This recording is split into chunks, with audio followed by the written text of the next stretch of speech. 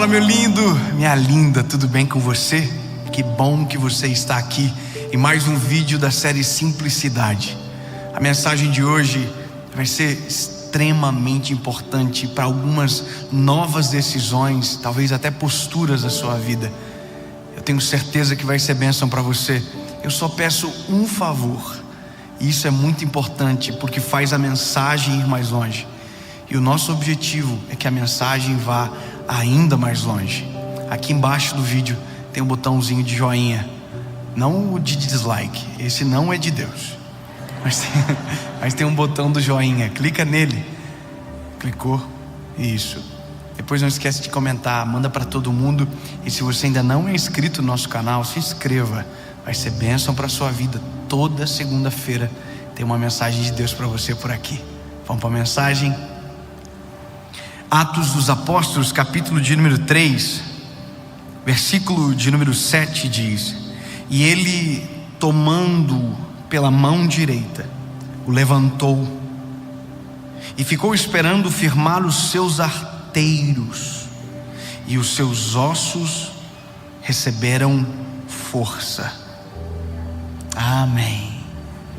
Sabe, essa é uma história que talvez eu já devo ter ministrado sobre ela milhões de vezes, mas ela é reveladora em detalhes extremamente simples, para que a gente perceba a diferença de alguém cheia de Deus para alguém que não tem Deus.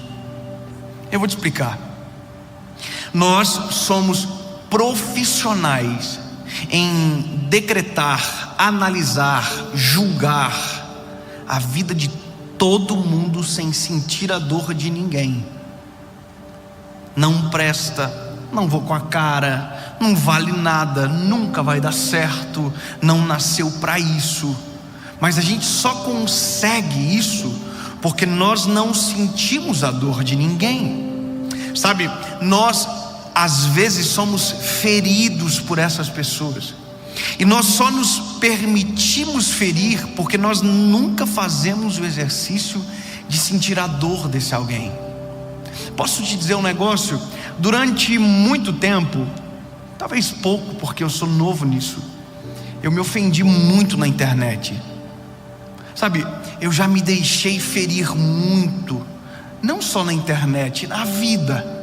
Sabe, palavras que me feriram, julgamentos que me machucaram, decretos sobre minha vida, ministério, minha história que recebi ao longo de toda a vida que me machucaram demais, até o dia que eu compreendi uma coisa: ninguém na verdade ataca. O ser humano basicamente vive de maneira defensiva do que já enfrentou na sua vida. Resumindo, você só é ferido por gente ferida. Gente ferida fere, gente sã cura. Quando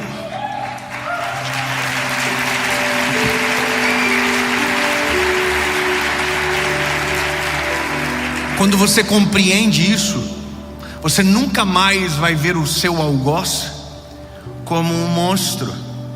Você sempre o verá como uma vítima. E isso não gera satisfação. Se gerar o problema é você. Isso gera compaixão, misericórdia. Eu não sei você, mas eu já fui experimentado em várias áreas da minha vida por pessoas muito feridas. E quanto maior a ferida, maior é a raiva no falar. Quanto maior o ódio, maior a insatisfação com o outro, maior é a gana, a ira, a inveja, a cólera, a raiva. Perceba, todo mundo que vive esbravejando, seja na vida, na internet ou em qualquer cenário, analise a história. Você sempre vai encontrar um cenário de dor e frustração. Por mais que isso seja triste, entender isso nos livra de dores recorrentes, de trauma, e nos ensina a ensinar o próximo, assim como Jesus trata as pessoas. com amor, com compaixão, olhando por trás da ofensa, olhando por trás do ataque, olhando por trás da ferida, encontrando a raiz do problema. Quando nós entendemos a vida do outro, ou quando pelo menos fazemos o exercício de tentar entender, a gente fica muito melhor. Eu amo esse texto porque a Bíblia está falando de dois homens cheios do Espírito Santo que acabaram de receber o Espírito Santo. Pedro e João acabaram de viver uma cena, um cenário de Pentecostes. Atos capítulo de número 2 diz: estavam todos reunidos no mesmo lugar, quando de repente um vento impetuoso encheu a casa onde eles estavam assentados, e foram ouvidas línguas repartidas como que de fogo, e todos que ali estavam foram cheios do Espírito Santo de Deus.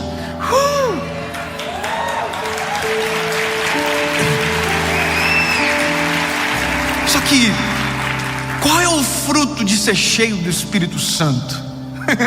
Sabia que tem gente que acha que ser cheio do Espírito Santo é ser tão bom que é bom, tão bom, mas bom tanto, tão bom que ele é melhor do que todo mundo, que ele é mais santo que todo mundo, que ele sabe mais do que todo mundo, que ele está numa nuvem de santidade intocável. Não. Ser cheio do Espírito Santo é ser cheio de Deus, e ser cheio de Deus é cheio dos atributos que Ele tem: mansidão, justiça, compaixão, misericórdia, amor, benevolência. Isso é ser cheio de Deus. O falar em línguas é uma manifestação do Espírito, mas isso não vale nada se não tiver o amor. A Bíblia diz: o que adianta falar a língua dos anjos se não tiver o amor? Não vale nada.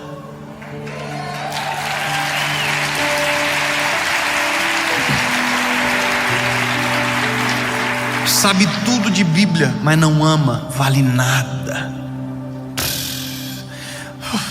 É rico, compra tudo, mas não tem amor, vale nada.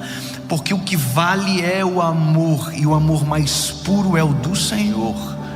Quanto mais cheio de Deus, mais cheio de amor, compaixão, empatia, sentir a dor do outro. Eu amo isso, porque Pedro e João, eles estão saturados do amor de Deus.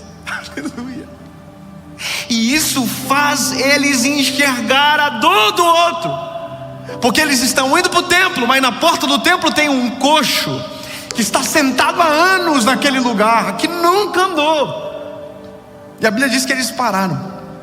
Eu já preguei sobre isso, mas o cerne da questão é o detalhe que eu li para vocês: o coxo nunca andou. E eles expressam saber disso quando, além de falar o levanta e anda, eles tomam pela mão, levantam e esperam firmar os arteiros, os ossos. Sabe o que é isso, meu lindo? Sentir a dor do outro. Quem nunca andou não tem obrigação de sair andando no primeiro dia. Quando eu entendo a dor do outro, eu entendo que a vida dos outros não segue o mesmo padrão da minha, que cada um tem a sua história, cada um tem a sua velocidade, cada um tem o seu tempo, cada um tem a particularidade, a singularidade da sua vida, a sua dor. Cada um, a vida em algum lugar dói mais, em outros menos, mas cada um é um.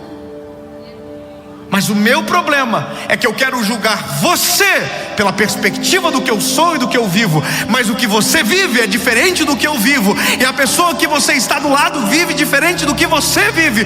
Cada um é uma história, e eu só posso interferir na sua vida se eu, antes de falar, sentir aquilo que é a tua dor. Se você observar, todas as pessoas que atacam alguém, elas nunca fazem o mínimo de esforço de sentir a dor. Sabe qual é o problema? Nós chegamos na vida das pessoas agora. O que nós não sabemos é que todo mundo que eu conheci agora tem uma história de anos e anos, e de construções que às vezes perpassam gerações e que acabam refletindo agora. Nunca se esqueça que talvez você conhece alguém por uma página, mas ela é uma página de um livro que você nunca leu. Não tente decifrar alguém por 1 minuto de conversa. Isso é a maior injustiça que alguém pode cometer.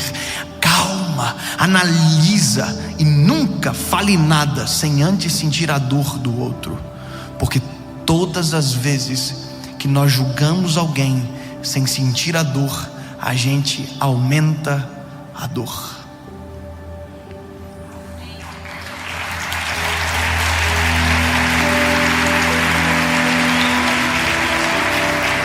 Sabe, você já viu que nós precisamos de alguns conhecimentos simples da nossa vida para vivermos melhor.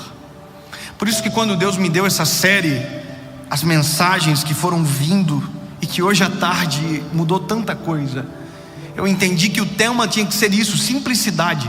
Porque isso é tão básico, mas parece que o básico está tão distante da nossa prática, está tão distante da nossa vida, que é por isso que a gente padece tanto.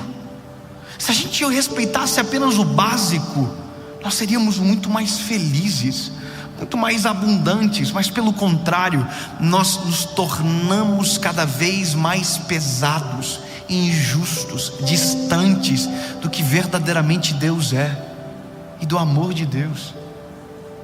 Sabe, quantas pessoas que você vê hoje, isso é tão normal. Você viu a pessoa hoje, conheceu ela hoje, você viu que essa pessoa é bem sucedida, e talvez você vai dizer, tem alguma coisa errada aí, mas você conheceu hoje. Você não viu toda a história. Você está andando hoje no carro bom dela, mas você não viu o dia que ela estava andando com um carro estragado, e mesmo assim você acha que sabe sobre a vida dela. Hoje você viu talvez alguém na melhor fase da vida dela, e você diz, mas você não sabe de quanto, pão vencido essa pessoa comeu, e mesmo assim você tem uma palavra de julgamento, de peso, de machuca sobre essa pessoa, simplesmente porque a felicidade dela irrita você, ou talvez você não tenha maturidade o suficiente para reconhecer que todo mundo tem história, e que talvez uma página do livro não é suficiente para ler toda ela. Do mesmo modo, as pessoas que nos ferem, esse exercício é igual. E aqui eu entro na parte mais importante talvez dessa mensagem, porque saber disso me livra de ser o que fere, mas também guarda o meu coração de ser ferido. Um dia minha mãe falou algo para mim que é a verdade mais simples e clara da vida. A mãe disse para mim, filho, não buzina no trânsito, porque tu nunca sabe o caminhão de lixo que a pessoa da frente está carregando dentro do carro. Minha mãe, completando 50 anos hoje, no dia da gravação.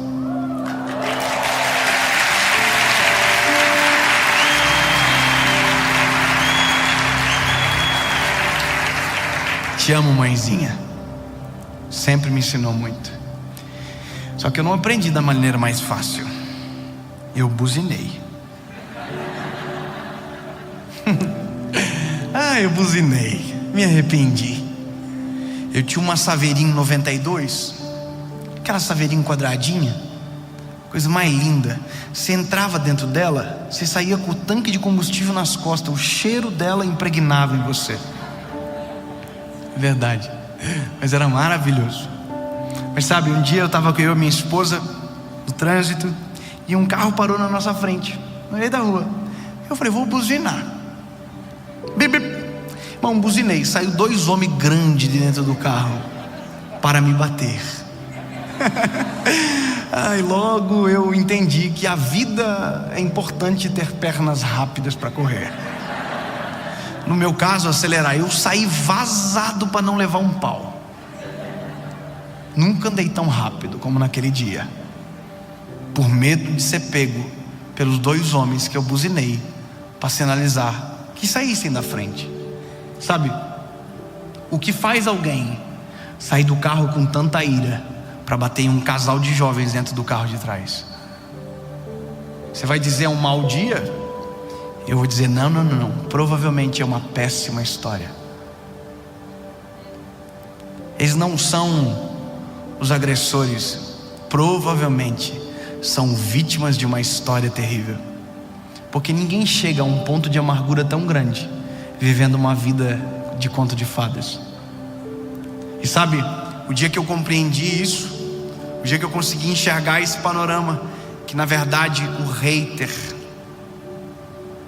que na verdade o amargo, que na verdade o ser humano que não tem prazer de dar um bom dia, que não sorri, na verdade, provavelmente está extremamente ferido. E nós sempre teremos a opção: ou a gente chuta, fere ou maximiza a dor, ou a gente se torna a ferramenta de cura para quem na verdade está extremamente ferido. Parece ser um leão, mas é um leãozinho ferido, machucado, caído no chão. Nós temos a decisão: ou a gente mata de vez, ou a gente se torna uma ferramenta de cura para quem tanto precisa. E às vezes, vou te dizer, o silêncio é uma boa resposta. Ou talvez tratar diferente do que todo mundo trata. Vou te contar uma história e eu termino aqui. Uma vez eu fui numa cidade ministrar, e no final do evento, do culto, me levaram para comer pizza. E eu amo pizza muito, demais. E eu me lembro que quando eu cheguei na pizzaria, tinha um cachorrinho na frente da pizzaria. Eu olhei pro cachorrinho, e se tem uma outra coisa que eu gosto muito, é cachorrinho. Eu gosto de bichinho. Eu olhei pro cachorrinho, o cachorrinho olhou para mim, eu falei para ele: no final do dia, da noite, eu vou te abençoar, meu lindo.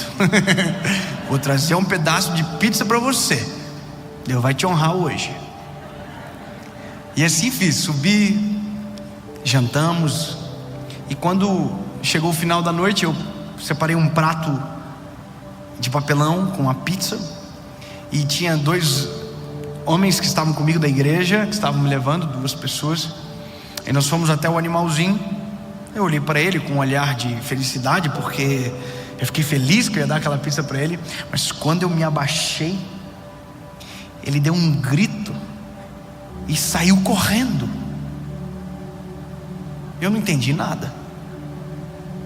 E os homens que estavam comigo menos ainda, disseram: meu Deus, mas você só ia dar um pedaço de pizza para ele. E aí, foi nesse dia que eu entendi um negócio. É que antes de eu chegar com pizza, muita gente chegou com pau, com água quente, com violência, com chutes, com pontapés. E sabe qual é o problema? Ele olhou para mim e pensou: é mais um.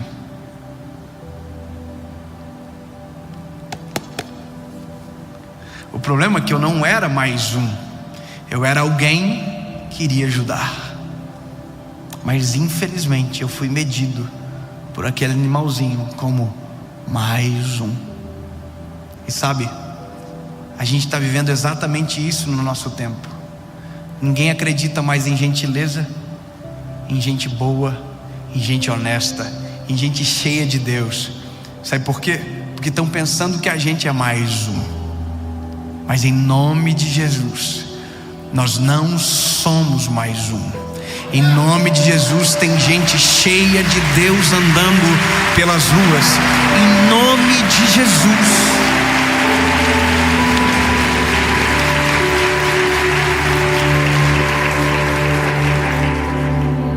Ainda tem gente querendo ajudar de verdade. Ainda tem gente estendendo as mãos de verdade.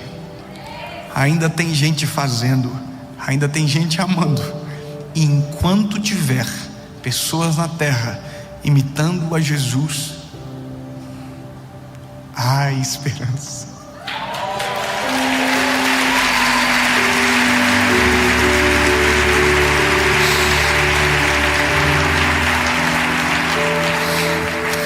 Deus, no nome de Jesus, Pai.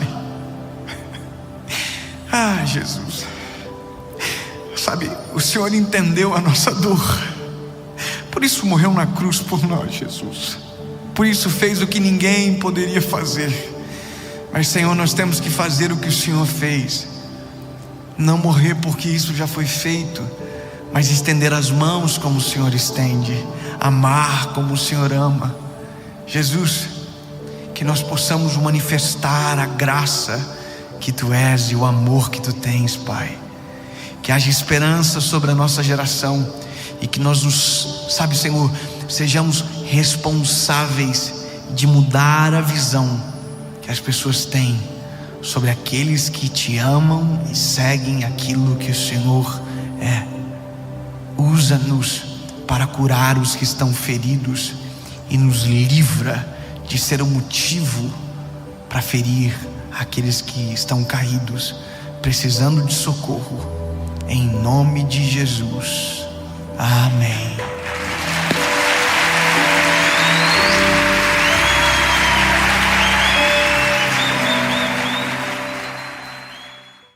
Fala, meu lindo!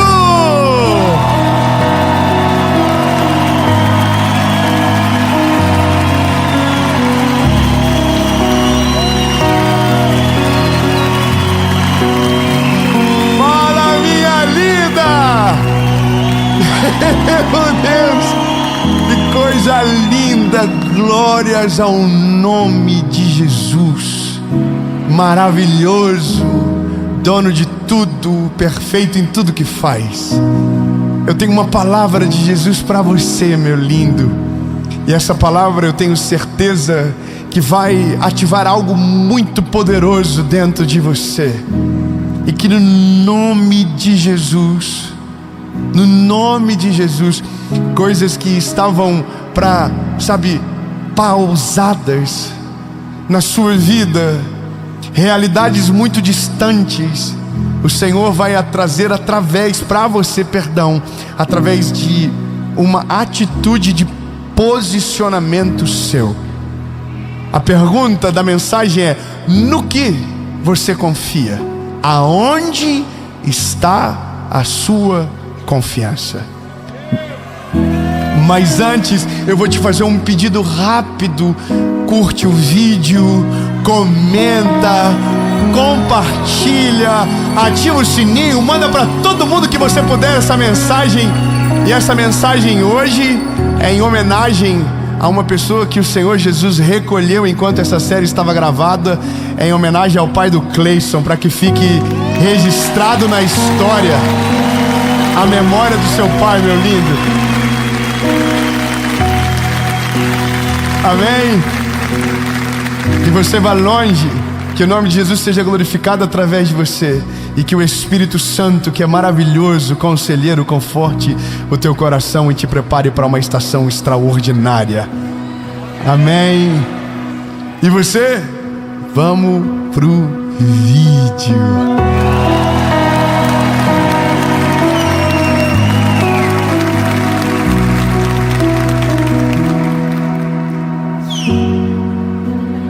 Segundo livro dos Reis, capítulo de número 18, versículo de número 19. Aleluia. E Rabsaque disse a eles: falai agora a Ezequias, assim diz o grande rei, o rei da Síria, que confiança é essa que você tem? No que você confia? Aleluia. Fala para quem está perto de você: vai chegar um dia que os teus adversários vão ficar desacreditados, que mesmo enquanto tudo está dando errado, você segue olhando para Jesus, confiando nele.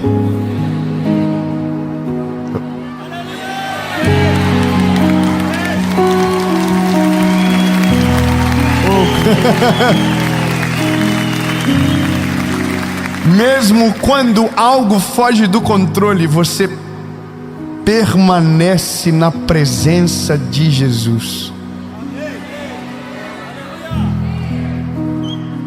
Ai, ai, ai, tá difícil. Ai, Jesus, me ajuda, irmão. Eu vou te falar uma coisa.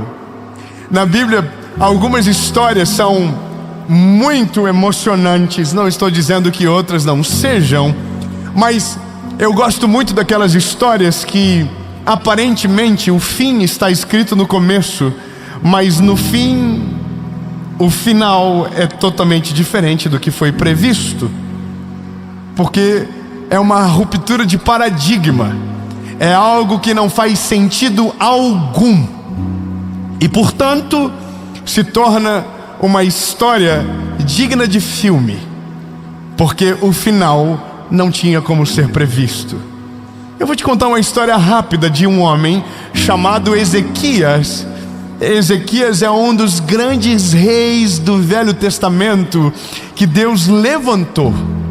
Quando você lê a história dos reis que passaram no Velho Testamento, você vai ver que existem algumas diferenças, ou talvez uma principal. Existem reis que viraram as costas para o Senhor, e existem reis que não esqueceram de Deus e dos seus mandamentos. Portanto, nos seus reinados as consequências apareceram. Aqueles que viraram as costas para Deus tiveram consequências pesadas, porém aqueles que não viraram as costas para o Senhor, mas honraram o nome dele, tiveram consequências extraordinárias. E quando eu digo consequências, então eu digo colheitas sobrenaturais. 3 aleluias. Eu vou dizer para que você entenda: vale a pena ser fiel. Vale a pena ser fiel. Eu vou falar até alguém dar um glória a Deus bem alto. Vale a pena ser fiel a Ele. Vale a pena. Então agora, compreendendo isso, nós entramos na história de Ezequias. E Ezequias era um homem fiel a Deus, aleluia. Só que fidelidade não significa que você não terá lutas. Fidelidade não significa que você será inerte aos problemas da vida. Fidelidade não te tornará imune dos dramas da nossa história. Mas fidelidade te dará um final diferente do esperado. Tá bom, 3 améns, eu vou melhorar, eu prometo. A Bíblia vai dizer que Ezequias era um homem fiel ao Senhor. Ele restaurou o templo de adoração ao Deus de Israel. Ele destruiu os ídolos daquele tempo. Portanto, o que ele fez agradou ao Senhor. Só que nesse mesmo período em que esse homem reinava, um inimigo muito grande se levantou, e o nome dele era Senaqueribe, rei da Assíria. Imagine comigo, a Síria era como se fosse o maior poder bélico do nosso tempo agora, e Jerusalém, que era governado por Ezequias, era um lugar pequeno com uma força bélica limitada. E essa é a história. A Bíblia vai dizer que a Assíria está numa corrida de domínio violenta. E então ele começa a atacar todos os lugares ao entorno de Jerusalém. Judá é sitiada, Laquis é sitiada. Portanto, ainda uma cidade está de pé. Qual é a cidade? A cidade a qual Ezequias reina. Eu vou melhorar. Todas as cidades estão destruídas, mas ainda uma permanece de pé. Todos os reis foram subjugados, porém ainda um resta de pé.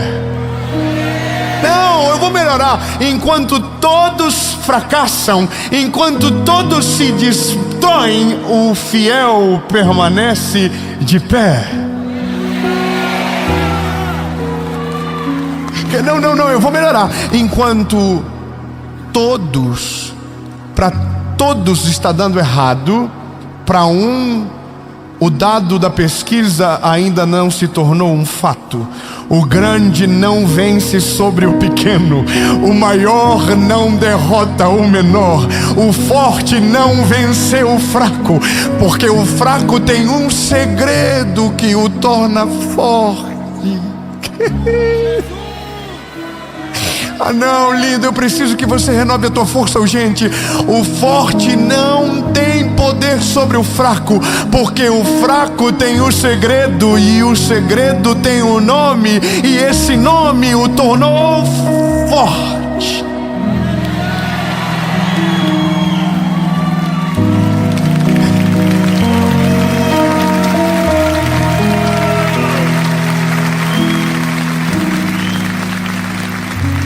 Só que loucura tem limite.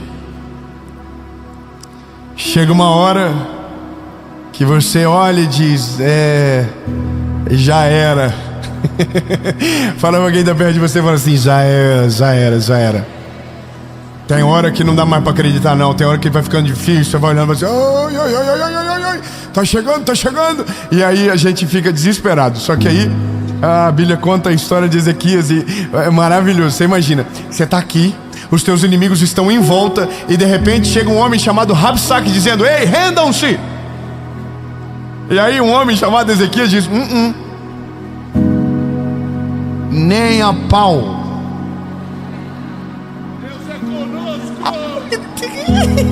Não, irmão, pelo amor de Deus, tá todo mundo dizendo assim: não vai dar certo, desiste dessa varada, você vai ser destruído pela estatística, não vai rolar pra você. Aí um se levanta e diz: nós não vamos parar, nós não vamos desistir, nós não vamos abandonar o barco, nós não vamos correr da batalha, nós não vamos fugir da guerra, nós não vamos sucumbir, nós vamos permanecer de pé. Aí, só que aí, irmão, eu preciso que você entenda que quando a loucura é demais, quando a fé transcende a lógica, aí, irmão, o inimigo vai enviar os seus emissários para colocar uma pulga atrás da nossa orelha do tamanho de um elefante.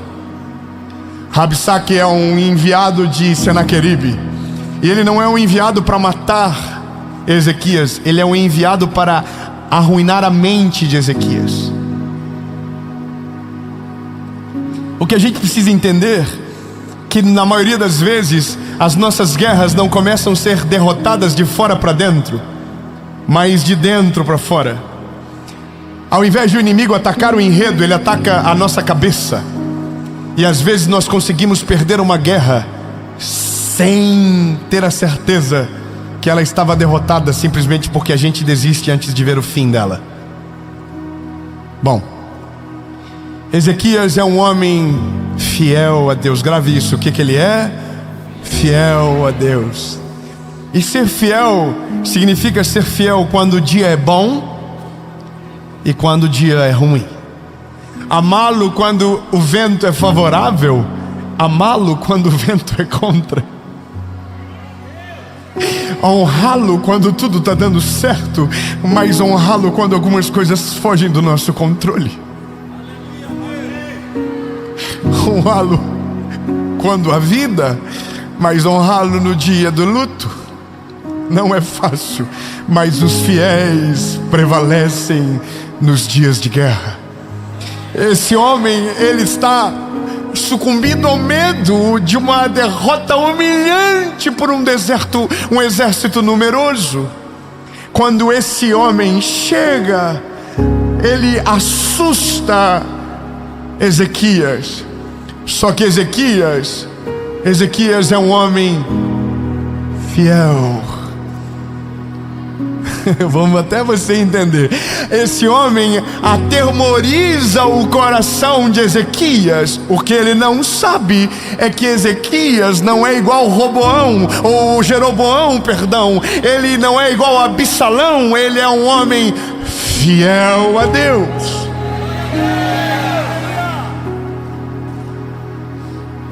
Amém. Estou contente a partir de agora. Então esse homem, perante o caos, toma uma decisão. Pergunta: qual é? Então vamos de novo. Tudo que é ensaiado fica melhor. no meio do caos, no meio da guerra, no meio de uma morte iminente, Ezequias toma uma decisão. Procura o Deus de Israel.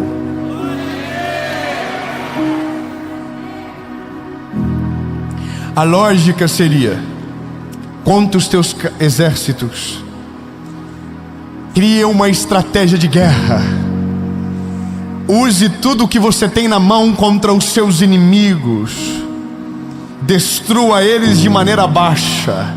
Se os teus inimigos são covardes, seja covarde na altura da covardia deles. Se utilize das mesmas estratégias do seu inimigo, faça pior de maneira surpreendente, porque é isso que a gente aprende na escola da guerra da vida. Ezequias entendeu que nada humano poderia ser suficiente. Então a Bíblia diz que ele clama ao Deus de Israel.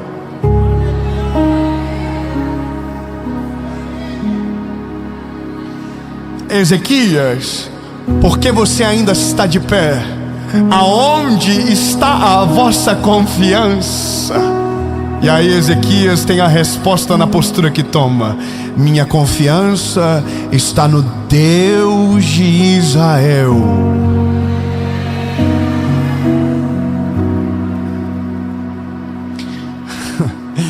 Então a Bíblia vai dizer que Rabsaque volta e traz uma carta, e de novo amedronta Ezequias. Então agora Ezequias pega a carta, e para onde ele vai, para onde ele volta? Para a presença de Deus. Eu vou melhorar. A primeira notícia era impossível de dar certo. A segunda notícia era: já era, deu tudo errado, não tem mais o que fazer. O nome disso é beco sem saída. O nome disso é: não há mais o que fazer. Jogar a toalha é a melhor saída para se tomar. É nesse dia que nós olhamos para a nossa vida e dizemos: não tem mais o que fazer, Senhor. Os nossos inimigos são muito numerosos, o diagnóstico é contrário, não há mais o que fazer. Deus, não há o que fazer, não há. E alguém nesse dia diz: amaldiçoa esse Deus e morre. Esqueça dele. Eu estava vendo um vídeo esses dias de um pai que tem uma filha especial, e o trabalho dele na internet é amaldiçoar a existência de Deus, porque ele não perdeu a guerra ainda de fato, porque a menininha está viva, mas ele já desistiu. Ele desistiu de tudo. Então agora a missão dele é fazer aqueles que ainda estão de pé desistir da guerra antes que ela termine. Fala para quem está perto de você: a guerra só termina quando o último soldado deita.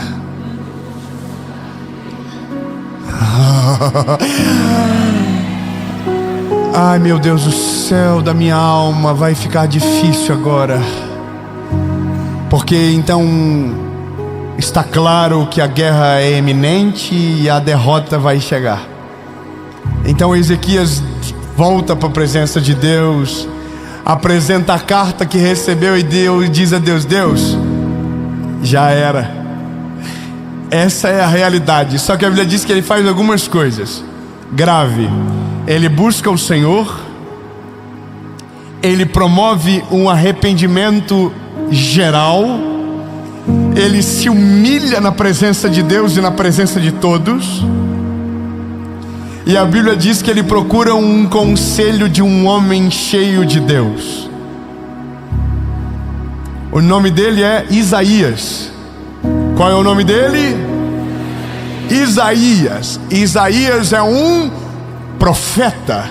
Isaías é um homem cheio de Deus. E ele chama Isaías e diz: Isaías, eu orei, eu falei tudo para ele, eu preciso que ele fale comigo. Então Isaías traz uma resposta de Deus para Israel e para Ezequias. Meu Deus, 4, glória a Deus, você não entendeu, vamos de novo. Há uma guerra eminente, a derrota é certa, mas um homem permanece fiel, procura Deus na sua oração, se arrepende e traz um homem cheio de Deus para ouvir a voz do Eterno. O nome dele é Isaías, e Isaías trouxe uma resposta de Deus sobre Israel.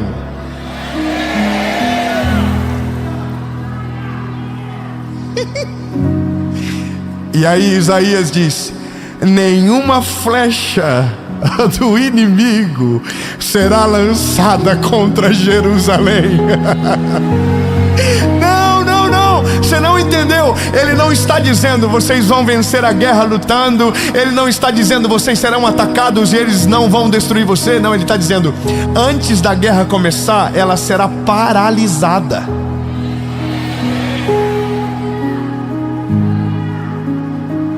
Meu Deus, deve estar todo mundo vivendo dias maravilhosos, ninguém está enfrentando problema agora, porque se você tivesse, eu já estaria correndo, indo embora daqui dizendo: Deus, eu estou buscando a tua presença, eu vou permanecer fiel. Levanta um homem cheio do Espírito Santo, que não me dê conselhos que me destruam, mas que me leve para essa fé inabalável, que me faça permanecer na tua presença.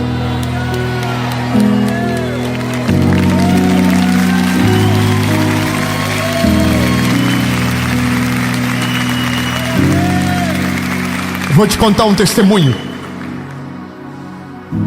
Eu não filmei, eu não tirei foto, porque isso não pode ser marketing.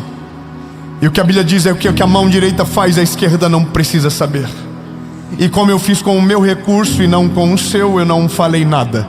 Se fosse com o seu, eu prestaria conta, mas como é com o meu, não precisa. Mas para que valha de um testemunho para você, esse ano, no final dele, no final de 2024, porque nós já estamos em 2025, lembrem.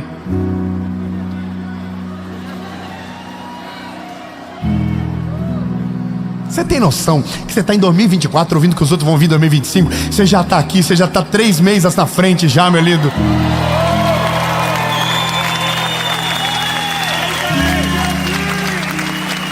Você está em dezembro e está no final de janeiro já, bebê, relaxa. Escute aqui. Eu estou entrando no meu apartamento, escute isso. E aí tem uma carta na porta do apartamento.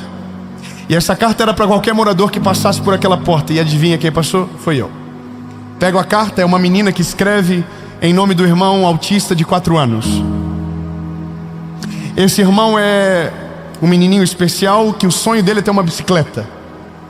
E a menininha narra toda a história da família. A mãe é uma mãe solo, tem 3 filhos, paga o tratamento da criança, não tem dinheiro de comprar uma bicicleta para ela. A mulher, essa família não sabe quem mora lá, não sabe quem eu sou, e está tudo perfeito, maravilhoso. Eu entro dentro de casa, falo com a minha esposa: olha o que eu vi aqui, não vou aguentar, vamos ter que ligar. Pego o telefone, tem um número, ligo, a família atende, uma mulher atende. Eu falo: oi, tudo bem? Meu nome é Dave, eu recebi uma carta da sua filha. E aí a mulher diz: eu não me acredito. O que o senhor quer? Eu falei: eu quero ajudar o que vocês pediram na carta. Calma, que é só a primeira parte. Aí ela começa a chorar e ela diz: meu filho, é o sonho dele e tal. Tudo muito simples de resolver. Compramos a bicicleta, compramos presente para as 2 filhas, uma de 15 e outra de 12. Sabe qual que era o sonho das meninas?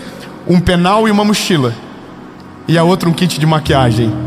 Tá vendo? Tem gente que está dizendo: o dia que eu for rico eu vou ajudar muita gente. Você não precisa ter muito para fazer. Basta você estar no lugar certo, na hora certa, com o coração disponível. Se você for fiel e generoso, Deus faz muito com o pouco que você tem. E lembre-se, se você for fiel no pouco, Ele te colocará sobre o muito. Minha esposa falou: vou no mercado, amor, vou comprar tudo o que eu quero para nossa casa, só que a gente vai levar na casa deles.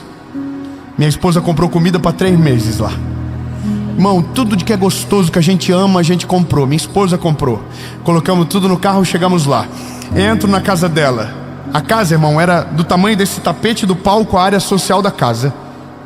Pequenininha, tudo organizado. Me deu uma alegria de ver aquilo. Sabia que havia zelo, sabia que havia, sabe, cuidado, tudo organizado. Cortininhas na frente do armário de comida, os brinquedos todos organizados. Quando essa criança me viu, ela é uma criança autista não verbal, mas ela fala. Não, você não entendeu o que eu acabei de dizer. O diagnóstico diz uma coisa, a realidade diz outra. Calma que vai chegar no testemunho. Eu dou tudo para ela. Descarregamos na casa bicicletas, brinquedos, os presentes para ela. Minha esposa comprou também e tal, e nós super felizes. E aí ela diz: muito obrigado por vocês terem feito isso por mim. Aí eu falei: minha linda, não é nós que estamos fazendo. Nós somos instrumentos de um Deus que está cuidando de você. É o Senhor que está olhando para vocês. E aí a lágrima dela começou a correr e ela disse: muito obrigado por falar isso para mim. Eu estou tão decepcionada com pessoas de Deus. Ela pediu para um pastor orar para que o filho dela seja curado. E o homem disse que Deus não cura crianças de autismo.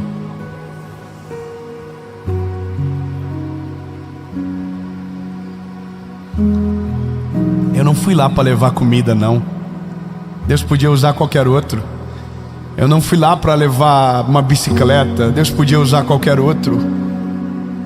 Mas eu fui lá para dizer para ela que Deus é poderoso para curar qualquer enfermidade. Que não há diagnósticos que possam paralisar o poder de Deus. Que não há nada que Ele não possa fazer. Que não há absolutamente nada impossível para Deus. Não há nada.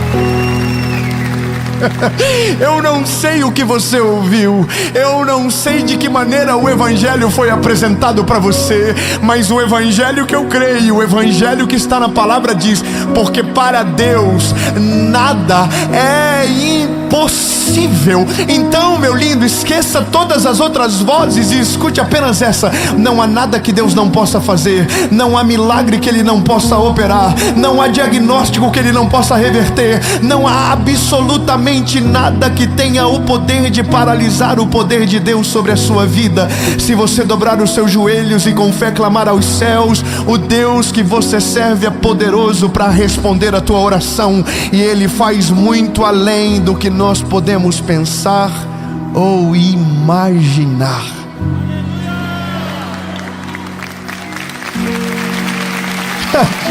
Ei, diga para alguém que está perto de você: não importa o diagnóstico, não importa a história, não importa o caos, para Deus nada é impossível. Eu terminei orando por aquele garotinho que estava tão feliz com a bicicleta que não conseguia parar. E ela disse: eu creio que Deus vai fazer um milagre e eu vou poder celebrar esse milagre. Não é mais sobre autismo, é sobre fé.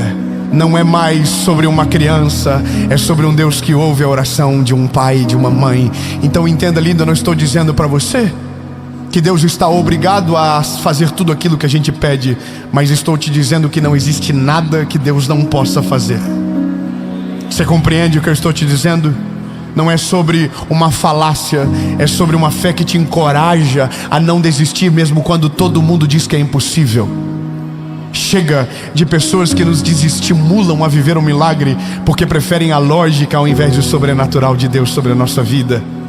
Isaías se levanta e diz: ei, nenhuma flecha será lançada contra o nosso povo. Sabe o que aconteceu? A noite caiu e um anjo do céu entrou no meio da Assíria. Não, você não pegou. Vamos de novo. Nenhuma flecha foi lançada contra Jerusalém. Ezequias não precisou desembainhar a espada. O exército não precisou se levantar para guerrear, porque nenhuma flecha foi lançada sobre Jerusalém. Calma, que ainda não acabou. E naquela noite o anjo do Senhor desceu no acampamento do exército da Assíria. Pergunta: o que aconteceu? Um anjo destruiu 185.000 soldados.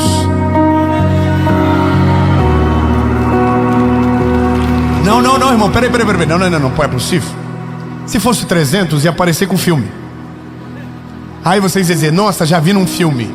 Então eu vou te lembrar, é um território pequeno, sem uma força bélica para vencer a guerra, mas um homem decide dobrar os seus joelhos, arrepender-se dos seus caminhos, procurar um homem cheio do Espírito Santo como boca de Deus, e Deus não deixou de responder, e a resposta foi: nenhuma flecha será lançada sobre Jerusalém. E naquela noite um anjo destruiu um exército de 185.000 soldados.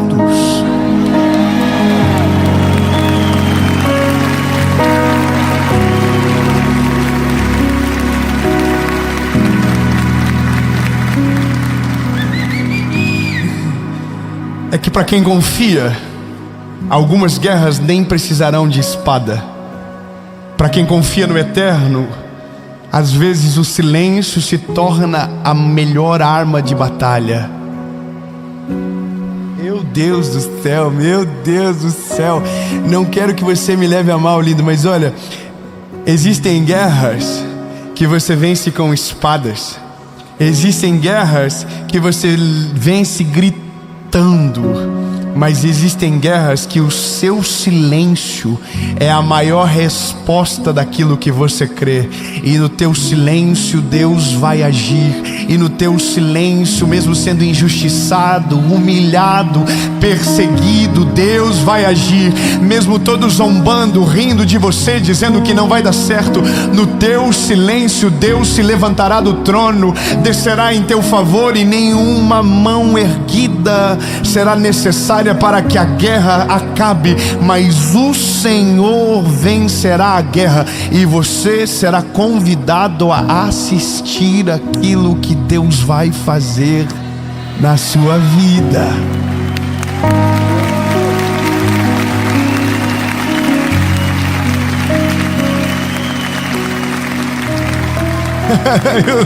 Eu tenho uma palavra para acabar.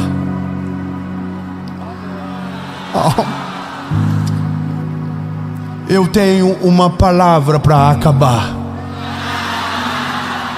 Essa palavra é para você que confia no Senhor, que crê de todo o coração que Ele tem poder para fazer coisas improváveis, impossíveis, mas que está cansado de esperar.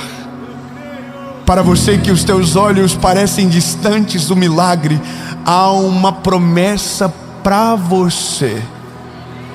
Pergunta: qual é? Isaías capítulo 40 versículo 31. Para aqueles que esperam no Senhor. Não, eu vou melhorar. Não é possível. Não, irmão, nessas horas era para estar gente pendurada naquelas luzinhas lá do teto agora, voando. Eu acabei de dar uma palavra sobre você, dizendo que para aqueles que confiam existe uma promessa inabalável.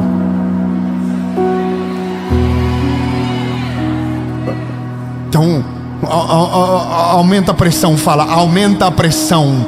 Aumenta a pressão, fala, você não vai celebrar, você vai voar da cadeira agora. Avisa, já avisa. Porque às vezes tem alguém cansado perto de você que nem tá falando mais nada contigo, mas fala, é pra você. Sacode e fala, é pra você, Deus vai falar com você agora. Talvez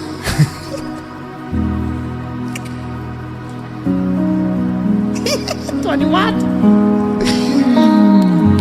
É lindo. Talvez você confia no Senhor, talvez você espera nele, mas porque demorou muito para acontecer, você está cansado. os conselhos errados estão dominando a tua volta, dizendo: não vai dar, para de crer, desiste de orar, o milagre não vai chegar, ele não vai fazer. Mas se você crer, se você continua confiando, se você continua crendo, há uma promessa de Deus sobre você. Qual é a promessa? Pergunta qual é a promessa? Isaías capítulo 40, verso 31. Porque aqueles que confiam no Senhor renovarão as suas forças, e eles se elevarão como asas de águias. Eles correrão e não se cansarão, caminharão e não irão desfalecer. Ei, lindo, o Senhor hoje renova a tua força, o Senhor hoje renova a tua fé, o Senhor hoje renova a tua coragem. E mesmo que dizem que não é possível, lembre-se, para Deus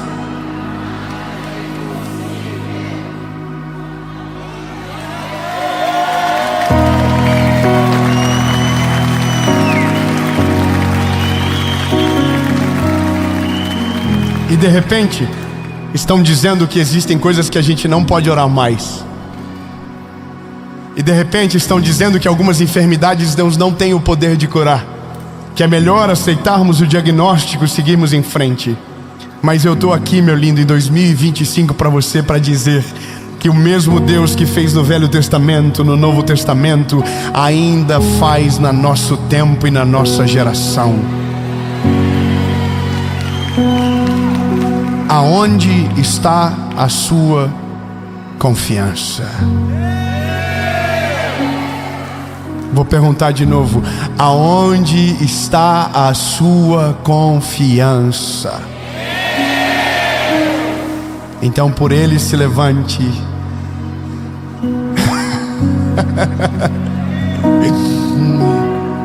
Porque aqueles que confiam no Senhor renovarão as suas forças, correrão e não se cansarão, voarão como asas como águia. Oh meu Deus do céu, que imagem poderosa.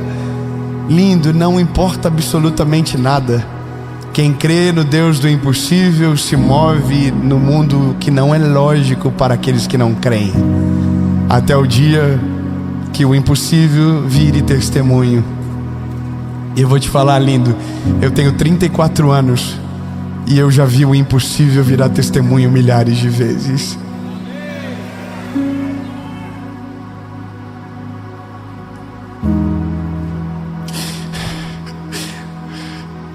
Eu errei e me equivoquei sobre algo.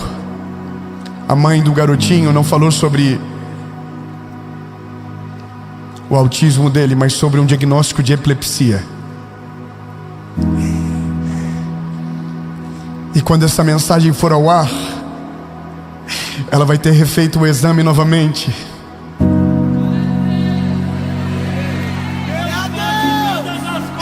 E eu quero declarar no nome de Jesus que quando essa mensagem for ao ar, uma mãe em Joinville terá um diagnóstico novo sobre o filho dela.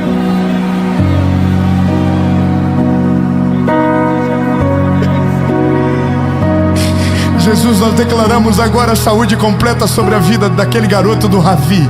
Jesus, nós oramos agora que nenhum diagnóstico terá o poder para paralisar a história desse menino, Jesus. Se disseram que ele não iria falar e agora ele está falando, eu quero declarar que a epilepsia não haverá mais e que o cérebro dele estará perfeito e que o teu nome será glorificado em nome de Jesus.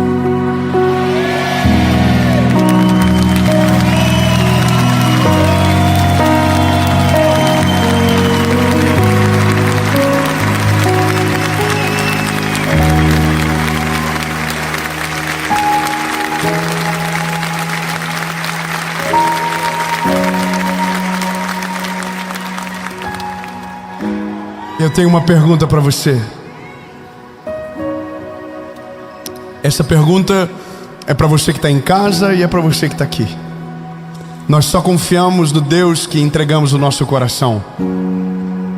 Meu convite para você é para que nós terminamos esta palavra com uma entrega total sua, de todo o teu coração, de toda a tua vida. Reconhecer que você é o pecador que Ele foi para a cruz para salvar. Reconhecer que você é amado por Ele e que Ele é o seu único, legítimo, suficiente Salvador. Talvez até então a sua fé nunca teve completa, porque você nunca se entregou de fato a Ele. Esse convite é para você. Para você que talvez já viveu coisas lindas com Jesus, mas foi embora, porque cansou de esperar. Mas hoje o Senhor renova as suas forças, mas você precisa voltar para Ele hoje. 2 perguntas, uma resposta. Se a sua decisão é sim, você quer entregar a sua vida para Jesus, ou voltar para Ele hoje. No 3, você levante a sua mão. 1, 2 3.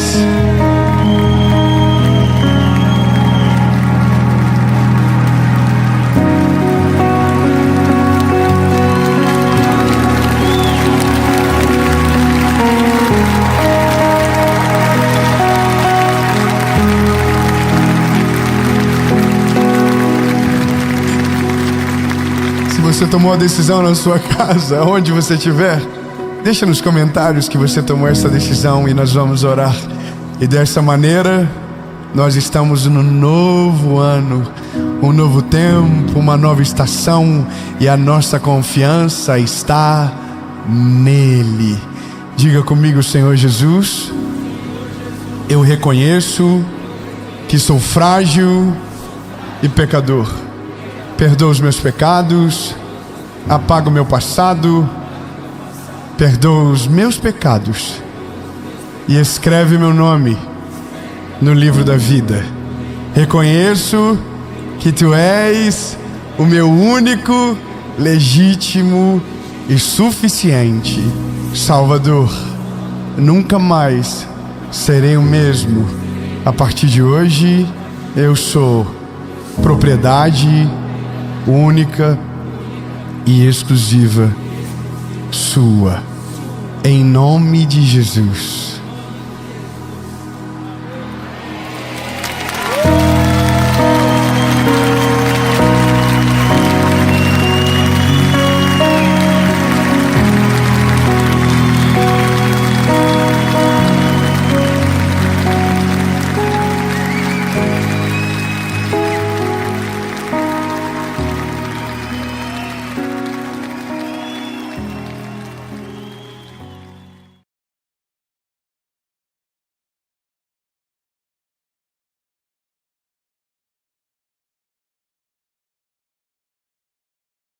Fala, meu lindo, minha linda, tudo bem com você?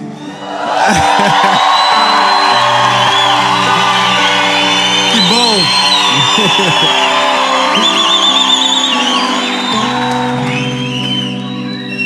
Os lindos de São Paulo, que isso, papai?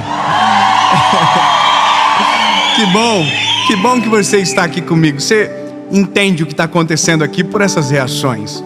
É só o começo. Eu tenho certeza que essa palavra vai animar você, vai te levar para um ambiente seguro.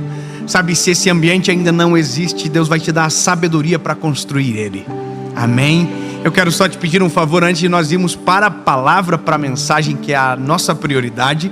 Eu quero te pedir uma coisa importante. Se você ainda não é inscrito no canal, se inscreve, ativa o sininho. Nosso sonho é chegar em 10 milhões.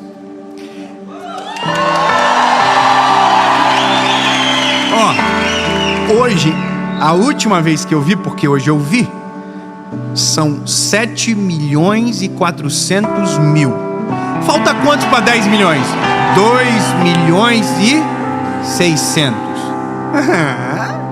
Matemática da terceira série está em dia. É isso aí.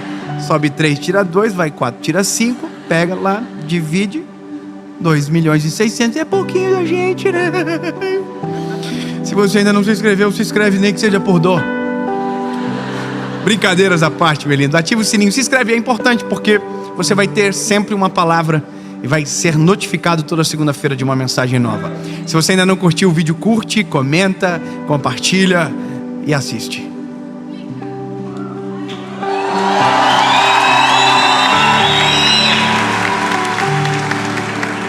Vamos pro vídeo, amém? Então, ok. Salmo de número 46 diz o seguinte: Deus é o nosso refúgio e força, um socorro bem presente no dia da tribulação. Deus é o nosso refúgio e fortaleza no dia da tribulação. Eu vou fazer igual eu faço com os meus filhos, para vocês nunca mais esquecerem. Eu ensino os meus filhos, a gente começou esse ano, um salmo, que é o salmo que eles leem todos os dias. Leem não, porque eles não sabem ler, mas agora eu ensinei, eles decoraram. Eles decoraram esse salmo: em paz me deito e logo pego no sono, porque o Senhor está... Tá vendo? Vocês não estão dormindo lá em casa, então vocês não sabem. Porque o Senhor está comigo. Cada dia eles mudam, a gente diz, porque o Senhor está do nosso lado, porque o Senhor agradeceu. Não sei porque eles falam isso, mas agora, hoje, no quarto com o João, eu falei com ele: filho, como que é o salmo que o papai disse para você? E ele falou sem eu ter que repetir. Ele falou: em paz me deito, logo pego no sono, porque o Senhor está comigo. Então eu quero que você decore esse texto. Vamos lá, pra você nunca mais esquecer.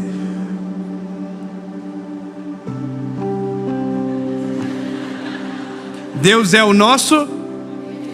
Ai, que lindo! Deus é o nosso... E... Pronto. Deus é o nosso... Nossa, vocês foram mais rápido que o meu menino. Então, entendendo que Ele é o nosso refúgio e fortaleza, eu quero que você... Eu nem vou fazer você decorar o texto inteiro para não demorar. Mas escute, a gente não tem só que decorar isso, a gente tem que gravar no nosso coração, na nossa alma, na nossa mente, porque nos dias de tribulação a gente esquece para onde a gente corre, ou a gente até lembra, só lembra da pessoa errada, do conselheiro errado, e a gente esquece que o nosso principal, a nossa principal rota de fuga tem nome, e é o Senhor Jesus. Só que eu vou te falar uma coisa muito importante, e que eu demorei para entender até que eu casei. O Senhor Deus, que é o nosso refúgio e fortaleza, nos dá a habilidade de construir os nossos refúgios e as nossas fortalezas. Eu vou dizer de novo para você, mas vou te dizer de uma maneira diferente, que eu me lembro de quando eu era criança. Minha mãe e meu pai, a gente viajava juntos, nós íamos para os interiores da vida, na época do Paraná, nós íamos de carro, e toda criança, quando ela está viajando, ela faz uma pergunta até chegar ao destino. Qual é? Essa aí. Estamos chegando. E hoje eu tenho o meu filho Noah, tenho o João, o Noah e a Serena, né? É uma tropa de elite. O Noah é igualzinho eu, irmão. Então hoje eu entendo que o meu pai, para viajar comigo, me amava muito. Eu entrei ali no palco, meu filho disse: por que o papai está entrando aqui, papai? Falei: porque o papai vai trocar de roupa. Ah, tá. Eu entrei de novo. Ele falou: papai, por que o papai está entrando aqui, papai? Eu falei: filho, para fazer a mesma coisa que o papai fez na primeira vez, trocar de roupa. E eu acabei de voltar.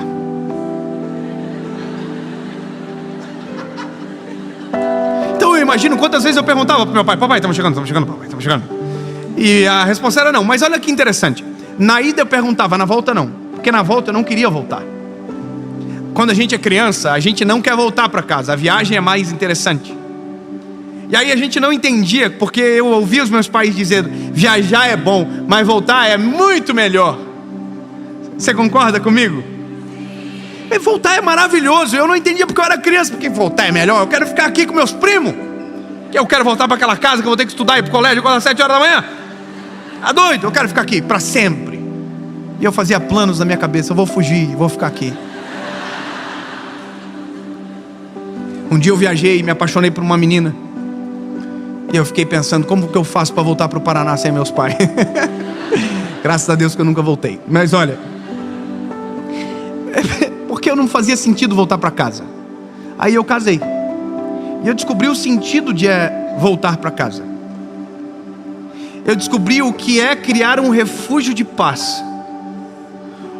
O que é criar um lugar para os tempos difíceis ser um refúgio. E para mim ficou ainda mais claro durante a pandemia. Na pandemia eu descobri quão preciosa era a minha casa. Na pandemia eu descobri quão preciosos eram os tempos, o tempo onde eu não tinha que fazer nada, eu só tinha que ser pai e ser esposo. Sabe, foi incrível a descoberta. Eu descobri aonde guardavam-se os pratos.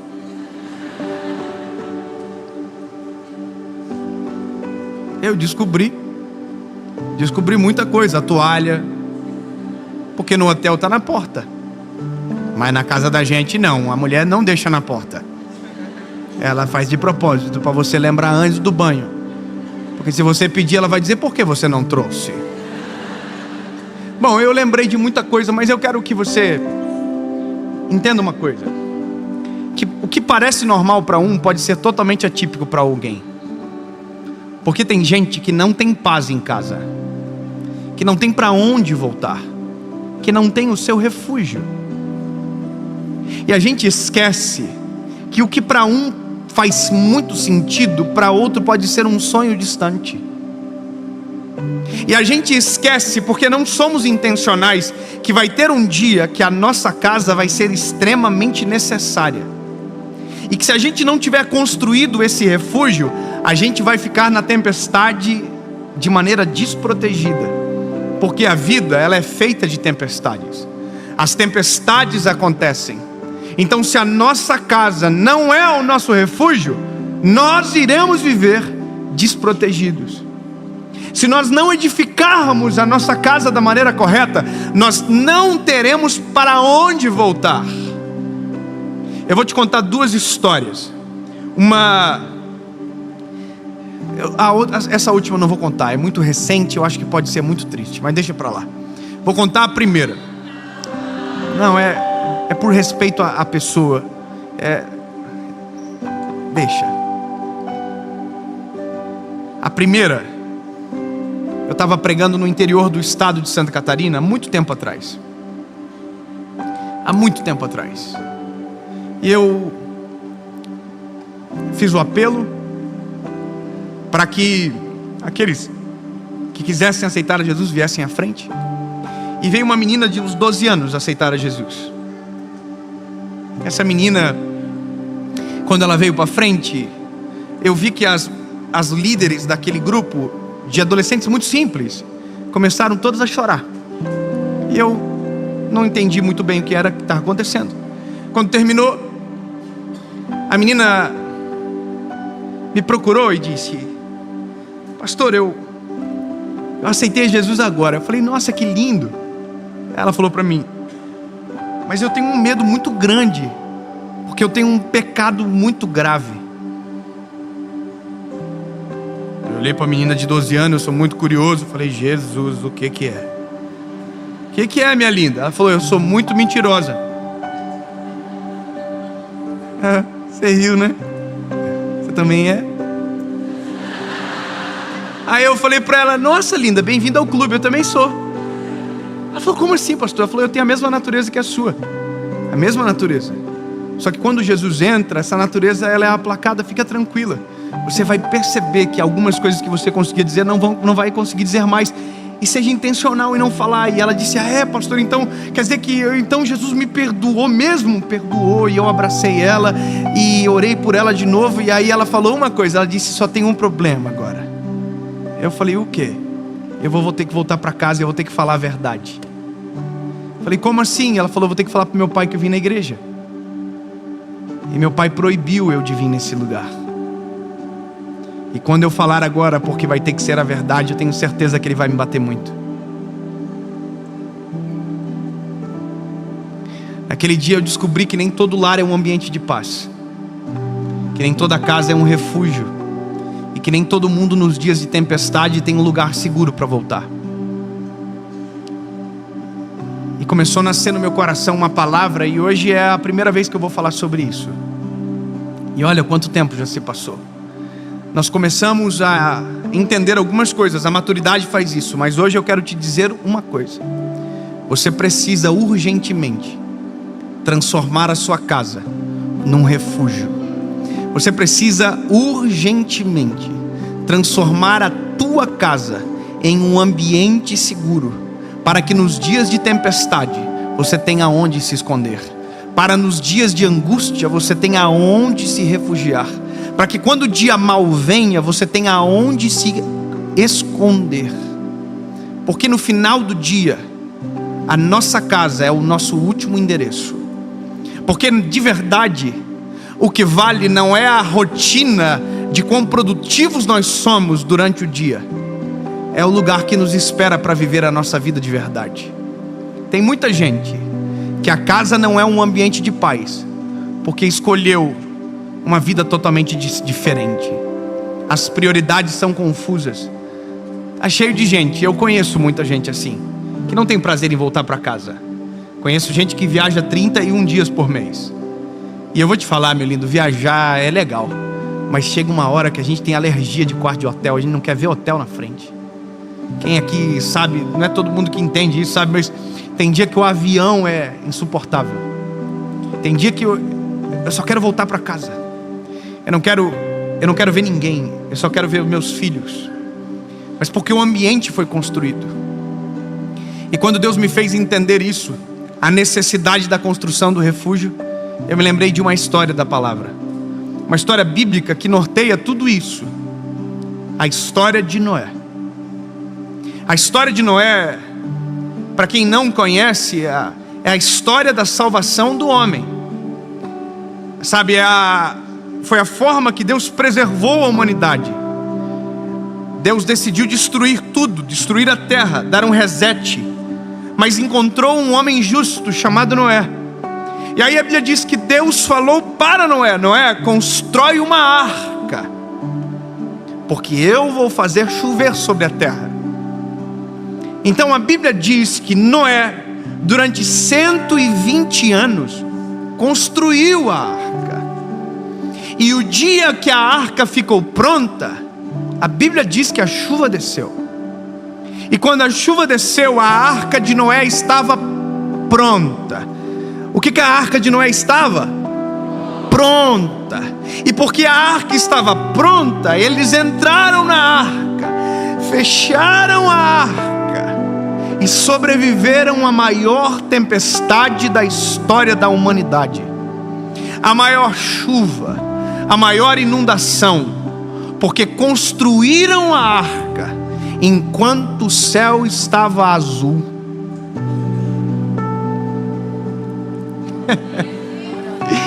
A arca não pode ser construída enquanto está chovendo. A arca tem que ser construída enquanto o céu está azul. Meu lindo, teve gente que deixou para resolver a vida na pandemia, divorciou, abandonou, foi embora, porque a tempestade maximiza tudo aquilo que estava escondido. Então a hora de resolver é a hora que o céu está azul. Nicolau Maquiavel, quando escreveu o livro O Príncipe, ele disse uma coisa que eu aprendi na faculdade. Eu li esse livro, fui obrigado, senão eu não ia ler, porque é muito chato.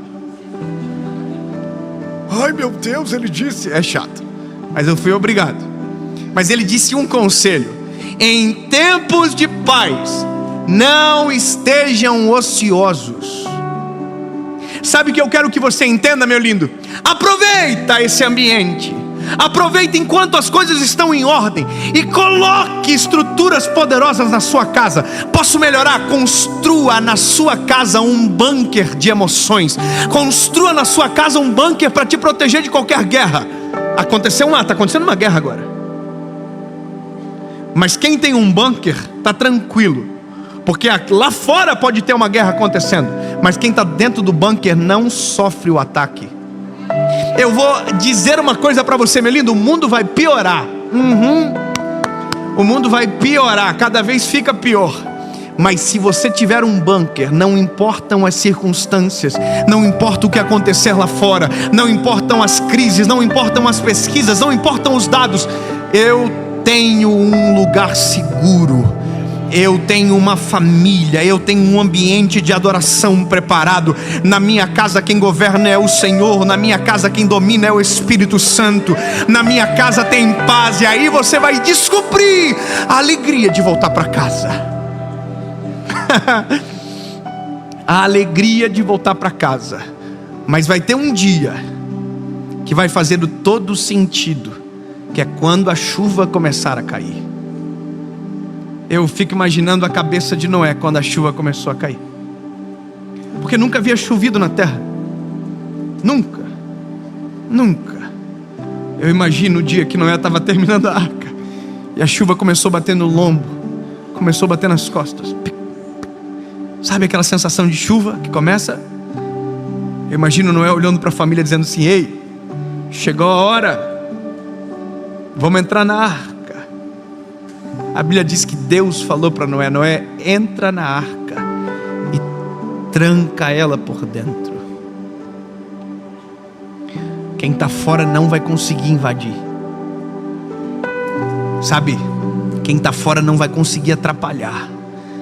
Sabe, o Senhor é o nosso socorro bem presente no dia da angústia. Sim, Ele é o nosso refúgio, socorro bem presente na tribulação. Sim, Ele é. Mas a nossa casa, através da graça do Senhor, pode ser esse refúgio também. Eu não sei como está a sua família, eu não sei o que te causa ouvir uma palavra como essa, mas eu quero te dizer, meu lindo, uma hora a chuva cai, uma hora a chuva desce.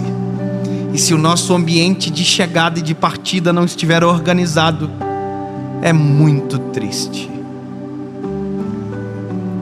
Tem gente que sacrifica o refúgio, tem gente que sacrifica a casa, tem gente que sacrifica os filhos, tem gente que sacrifica a esposa, toma decisões que destroem o seu refúgio, e quando voltam não chegam. Entendeu? Tem gente que volta para casa, mas não chega em casa. Tem gente que não dedica tempo de qualidade com os filhos. Tem gente que sequer conversa com a esposa olhando nos olhos. Tem mulher que não tem prazer nenhum em servir o marido.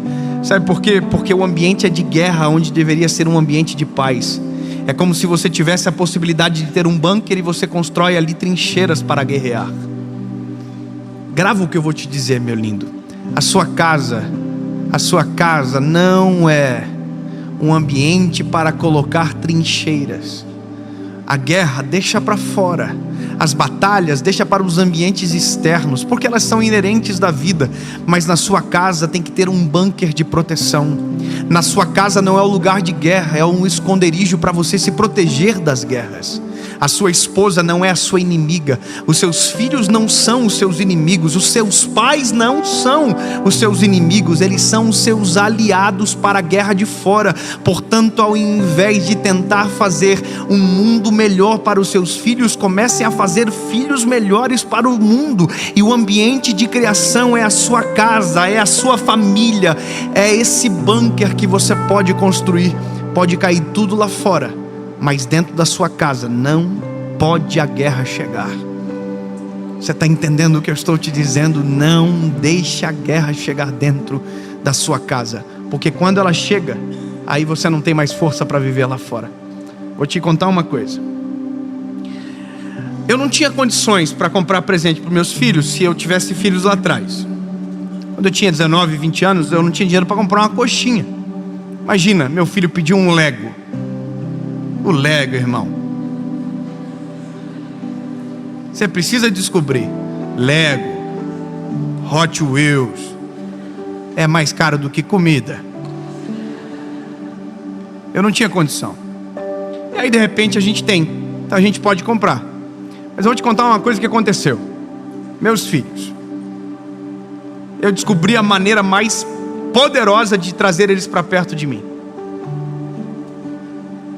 E não é dando um presente caro, é sentando no chão com eles.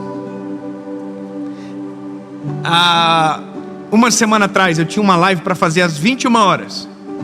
E é exatamente o horário que eu tenho tempo de qualidade com os meus filhos. E aí eu tinha uma live e eu tinha meus filhos. Eu não tinha feito aquele compromisso, fizeram por mim. Eu falei: querido, pode cancelar, é o tempo dos meus filhos. Muda para as 22. Mudei para as 22. E aí eu fiz uma coisa com o João e com o Noah. Naquele dia eu fiquei extremamente satisfeito, sabe? Me senti um pai assim, nossa, importante.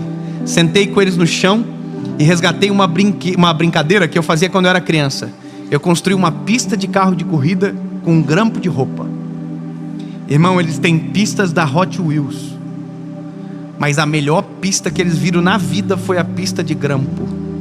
Porque o segredo não era a pista, o segredo era o pai sentado no chão com eles. Eu vou te falar uma coisa, Melinda, o segredo não é a bolsa que você compra para tua esposa.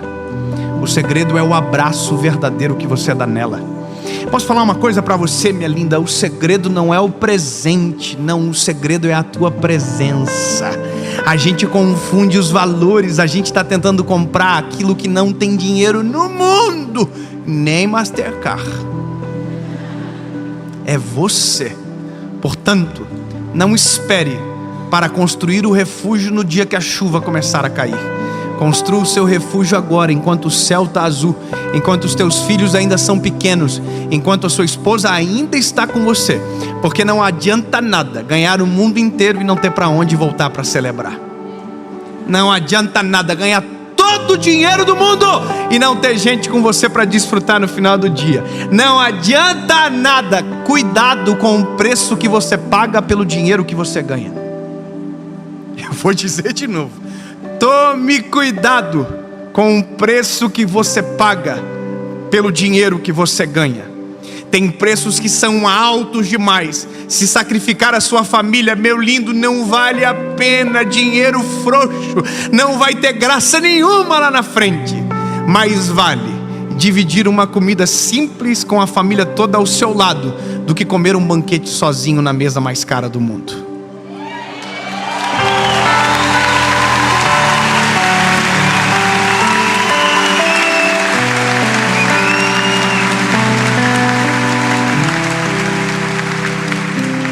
Eu percebi que algumas irmãs me olharam como se estivesse dizendo: e a bolsa?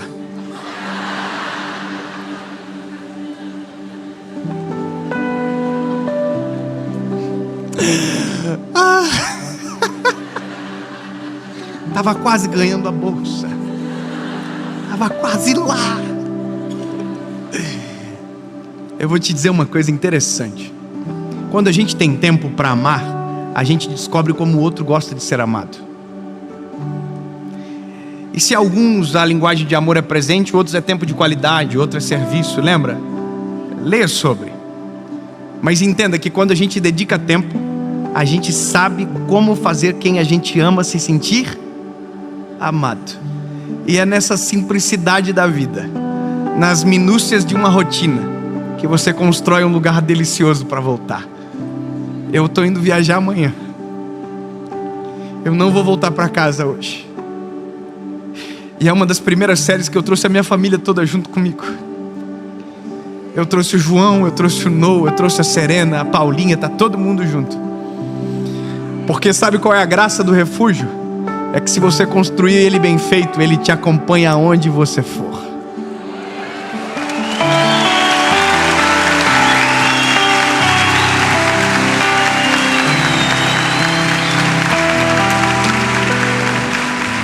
Jesus nos ensina a transformar a nossa casa num lugar seguro. Senhor Jesus, cura a nossa família, cura os nossos pais, cura as nossas emoções, nos dá forma, Jesus, porque às vezes nós até queremos, mas quem está junto não quer. Nos dá a estratégia de fazer da maneira certa.